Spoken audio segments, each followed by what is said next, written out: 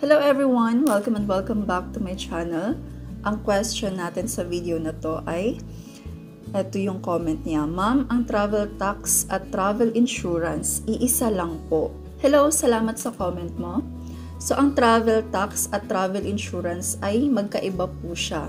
Ang travel tax ay tax na binabayaran natin sa airport kapag magta-travel po tayo international. And magdedepende po ito sa airlines kasi minsan kasama na siya sa ticket natin. In my experience, nung nag-travel ako to Maldives and sa Emirates ako nag-book ng ticket, hindi pa po siya kasama sa ticket nun kasi I remember talaga na nagbayad pa ako ng travel tax doon sa airport mismo.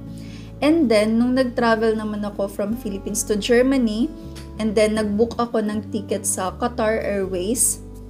So, hindi na po ako nagbayad noon ng travel tax sa airport kasi kasama na siya sa ticket ko. Malalaman na lang po natin yun kung nabayaran na ba natin yung travel tax pag check-in natin. Sasabihin po yun ng airline staff kung kailangan pa ba natin magbayad ng travel tax or hindi na.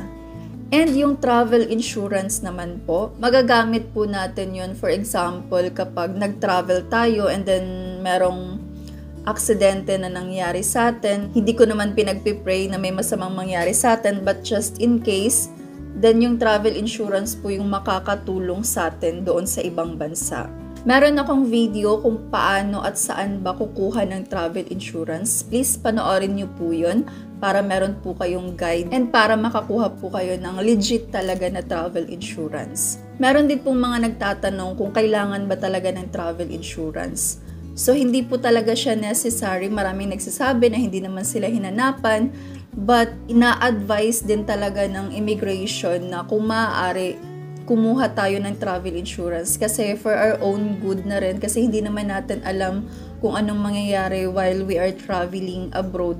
For example, mawala yung bagahe natin or for example, may mga aksidenteng mangyayari, ganun, then at least we are insured. Naalala ko talaga dati before ako nag-travel as tourist for the first time to Maldives kasi wala akong idea talaga kung ano-ano ba talaga yung mga requirements kapag magta-travel abroad as tourist. So, ang ginawa ko po nun, tumawag talaga ako directly sa Philippine Immigration. Sinearch ko yung contact number nila sa Google and nakita ko and then tinawagan ko and nagtanong ako kung ano po ba yung mga requirements kapag mag-travel ako as tourist to Maldives.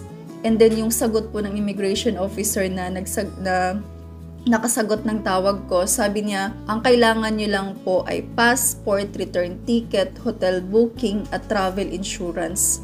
Kaya naman, yun lang din talaga yung bit-bit ko nung nag-travel ako.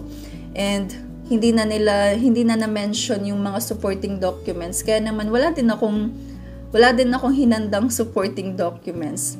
Pero ayun nga, sa dami na ng mga na-offload sa Philippine Immigration, importante na meron din po talaga tayong supporting documents na dala kapag magta-travel tayo from the Philippines to another country. Meron din po akong video kung ano-ano ba yung mga requirements na kailangan or possible hanapin sa Philippine Immigration kapag magta-travel tayo international. Panoorin niyo po yun para meron po kayong guide and para ma-prepare niyo po yung mga possible na mga documents na hahanapin sa Philippine Immigration. Kung meron pa po kayong mga questions, clarifications, or suggestions, please i-comment niyo lang po. Thank you for watching. Bye-bye!